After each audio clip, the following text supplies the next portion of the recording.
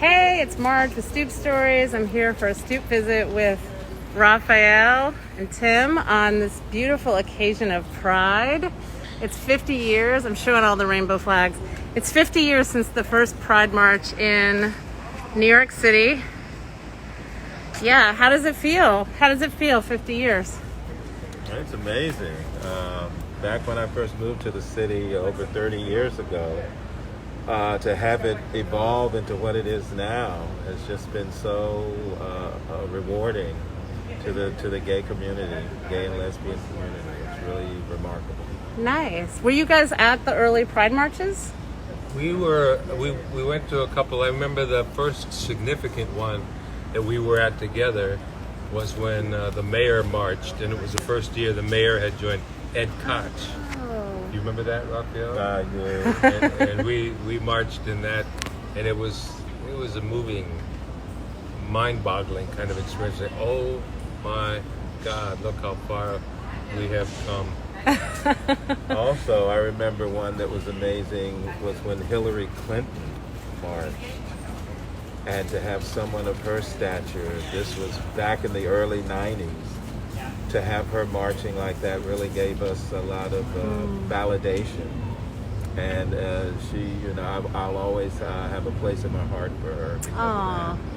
Yeah. How have you seen the Pride marches evolve over the years, and how are you honoring Pride this year since it's so different?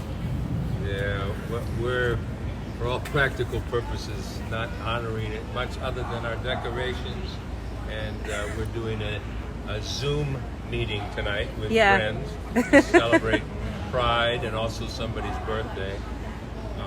But as far as anything beyond that, no. I think we've mostly just turned it over to the young folk now and let them get out there and carry the torch. So we kind of passed it on, but we appreciate it from afar. Yeah. What does it mean to you guys as a family? What does Pride mean to you? Either of you? It's so basic.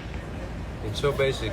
I often think of the intense amount of energy I spent hiding who I was growing up and in college and seminary. I went to seminary. Just hiding that, just totally wasted energy. And to be able to get rid of that junk and be prideful, proud of who I am, I think I use the term mind-boggling, but it really is. I would never have been able to imagine this when I was growing up, ever. And we frequent a church periodically that's so affirmative, Lafayette Avenue Presbyterian Church. They had a Pride celebration today, and mind-boggling and heartwarming. Well, I have a few people chiming in. This is Pixie says, "Love your shirts and flags." Oh, she says, "This is," and Cecile, I can't pronounce everybody's name, says, "This is wonderful. They love having you on." And did you have anything to add about? Well, Pride, to put it simply, is it just allows people to be who they are. And that's up to that person. A lot of times when you're growing up in this country, people decide, oh, okay, I know what you're going to be. Oh, you're going to be a principal, or you're going to be this, or you're going to do this. Oh, you ought to play football. I got that so much growing up. But then the person has their own ideas. Each individual has their own idea as to what they want to do, who they want to be.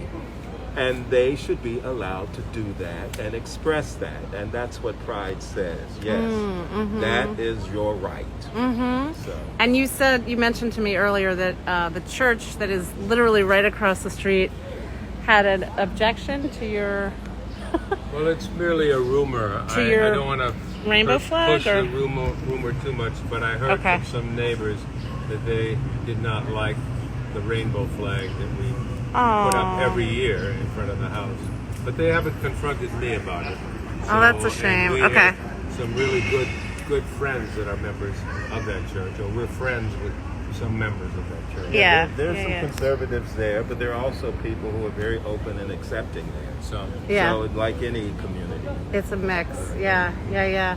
Oh, Row House Journal joined. These guys in Jersey City who shared a Stoop Pride story yesterday. Oh, good. And I love Jersey City. Oh, do you? Awesome. Yeah. And we're venturing out beyond Brooklyn to invite people to share their Stoop stories. My friend Annabelle says, hello from San Francisco, was just at the Trans Pride Parade. Oh, that's awesome. That's awesome. So how do you feel about this? I mean, Pride just happens to coincide with this huge uprising, this big revolution with Black Lives Matter. Yes. Well, the more the merrier, I say. I hope they reinforce one another and get people to think and to question and to be active and to participate and to vote. So, I think it's just great. And that's what life is anyway. All these things, they don't wait their turn. They just happen when they happen. And it's up to us to put it into perspective. Yeah. How do you feel about the movement, about the protests and everything? Well, I am amazed. I get tears in my eyes a lot of times when I think about what started it all, the incident with George Floyd. Yeah. But that was something that was just so explicit into how Black people are treated. And to actually see that, and you couldn't deny it. So I think it gave license to everybody, white people, Black people, international people, foreigners, everybody could say enough of racism, because this has to stop. Because of just that, the clarity that his situation gives us. So it just brings tears to my eyes when I think about that. That now we are all inspired. We all can get out there and say enough. This has to stop. This kind of treatment, this second-class treatment, and it's centered on Black people. But then we can apply that to everybody, and we all can get together and move forward with that goal. What do you think about the movement as well? I think Rafael and I, me particularly, the older you get, maybe the more emotional you get. But I felt the same way. Tears came to my eyes when I would watch some of the marching, particularly on Atlantic Avenue so close, and to see the inclusivity and the young folks and the white folks and everybody marching stridently, and it touched me deeply. And I was thinking when you asked me about pride, and I am a strong believer in Black Lives Matter, and yes, all lives matter, of course. Nobody's saying that, but Black Lives Matter is what we're talking about, and where the emphasis needs, and where the problem has been. But in thinking about that, when you asked me about pride, Black pride matters too, and gay pride matters, and gay lives matter, and all of that. But again, I don't want to in any way dilute the phrase Black Lives Matter. Thank God. It's a revolution that I didn't think would happen in my lifetime, just like the pride thing, and it's amazing. That's incredible. Wow, you have all these rainbow hearts being posted and shared from people. Anybody at home have a question? Or at home? I don't know where everybody is. You might be out about at protests and parades. But anyone have a question for Rafael and Tim? In the meantime, I'll ask you guys, so how long have you been together? You want to tell just like a quick story about yourselves and Sure. Your family? I talk too long, so tell me if I'm going on too long. I'll start it and you can finish it, Rafael. Okay, go ahead. Yeah, how'd you meet? We met 36 years ago at a group, a gay group that was called Men of All Colors Together. It had also been called Black and White Men Together. And it was basically a civil rights organization. They claimed strongly we are not a dating organization. Well, guess what?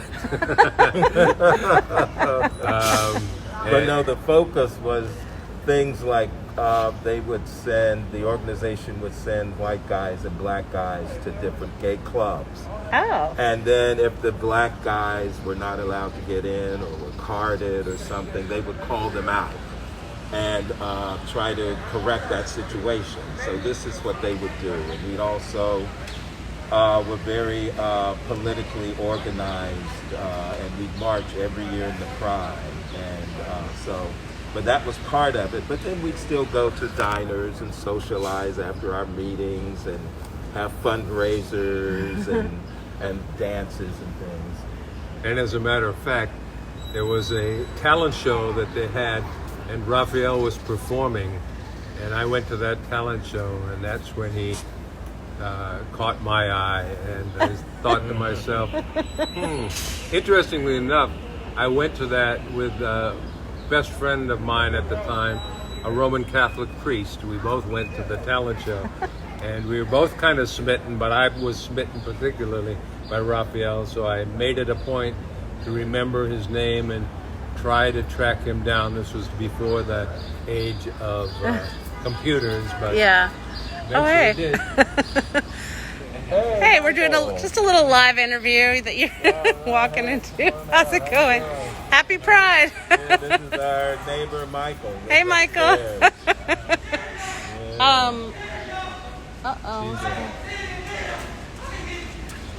What's happening? All right. Okay. I'm gonna. There's a robbery happening, and that does not look good. Okay. We're still in Brooklyn. Oh boy. There's a delivery guy chasing a couple of kids. That was not good. All right. Hey, this is our neighbor Ann. Hello. Oh, hi, cute little dog. being Sorry. interviewed Oh, please don't hurt me. What is it? It's okay. We're on Instagram Live. No big deal. Our neighbor just celebrated her 20th anniversary. Did you? Happy anniversary. Well, Neighborhood event. I will I will wrap this up so you can get back to enjoying your neighbors. Do you guys have any last things to share? Do you guys any last things to share, especially for the younger people in the movement right now, you know, both in the Black Lives Matter movement and Pride and